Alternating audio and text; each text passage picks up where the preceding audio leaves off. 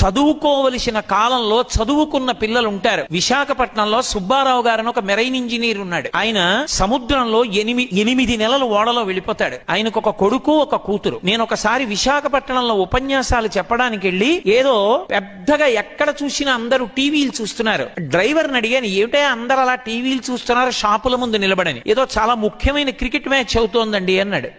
నేను వాళ్ళ ఇంట్లో బస చేశాను. నేను ఆ ఇంటికి వచ్చి ఆ అబ్బాయిని పిలిచాను. ఏమయ్యా, పిల్లవాడివి కదా, నీకు తెలుస్తుంది, ఎవరెవరు ఆడుతున్నారయా క్రికెట్ అని అడిగాను. అతను అన్నాడు, నాకు తెలియదండి అన్నాడు. ఎందుకు తెలియదు అని అడిగాను. నేను చూడనండి టీవీ అన్నాడు. ఎందుకు చూడవు అని అడిగాను. అంటే పూర్వం చూసేవాడినండి, మా నాన్నగారు సముద్రంలో 8 నెలల పాటు కష్టపడి ప్రయాణం చేస్తారు. మా నాన్నగారు వెళ్ళినప్పుడు కాయగూరలు, పళ్ళు అన్నీ కూడా పెద్ద బాక్స్లో పెట్టి పెడతాయి షిప్లో. అకస్మాత్తుగా షిప్లో ఎవరైనా చచ్చిపోతే అదే బాక్స్లో మళ్ళీ పడుకోబెడతారు. ఆ శవంతో పాటే ఉన్న కూరల్ని కడిగి వండుతారు. మా నాన్నగారు మా కోసమని ఆ కూరలు తింటారు. కావలసినట్టు వండి పెట్టేవాడు ఉండడండి. మా నాన్నగారికి కడుపులో తిప్పితే వైద్యుడు ఉండడు. సముద్రంలో నీళ్లే తీసుకుని ఆ ఉప్పు నీళ్లు తాగుతారు. తాగితే కడుపులో తిప్పి వాంతులు అవుతాయి. అలాగే కడుపు శుభ్రం చేసుకుంటారు. ఇంటికి దూరంగా ఎప్పుడో శాటిలైట్ ఫోన్ దొరికితే ఓడలో వెడుతూ సముద్ర మధ్యంలోంచి మాట్లాడుతుంటారు. మా నాన్నగారు ఇంత త్యాగం చేసి డబ్బు సంపాదిస్తున్నది మా కోసం.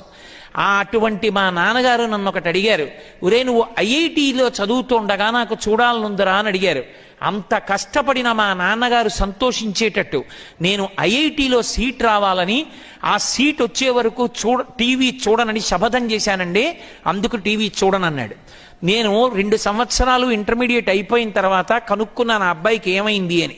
వాడికి ఐఐటిలో సీట్ రాలేదు. ఆర్ఈసి ట్రిచీలో సీట్ వచ్చింది. ఆర్ఈసి ట్రిచీ అంటే సామాన్యమైంది కాదు. ఆ కుర్రవాడు నా దగ్గరికి వచ్చి నమస్కారం పెట్టాడు. నేను అడిగాను, ఏమయ్యా నీకు ఐఐటిలో సీట్ రాలేదు కదా, ఆర్ఈసీలో వచ్చింది కదా, తృప్తేనా అని అడిగాను. వాడు ఏం మాట్లాడలేదు, అలాగే నించున్నాడు.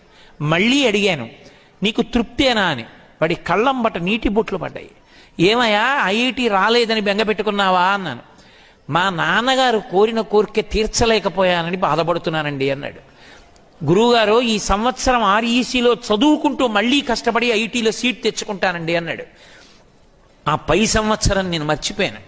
అతను అకస్మాత్తుగా వాళ్ళ అమ్మగారితో నాన్నగారితో కలిసి వచ్చాడు. కలిసి వచ్చి నాకు నమస్కారం పెట్టాడు. నమస్కారం పెడితే ఏమైంది అని అడిగాను. నాకు ఐఐటిలో సీట్ వచ్చింది గురువుగారు, ఐఐటి అహ్మదాబాద్లో నేను ఇప్పుడు చదువుకోవడానికి వెళ్ళిపోతున్నానండి అన్నాడు. ఇవాళ ఆ అబ్బాయిని విదేశాలు స్టడీ టీంలోకి పిలిచాయి.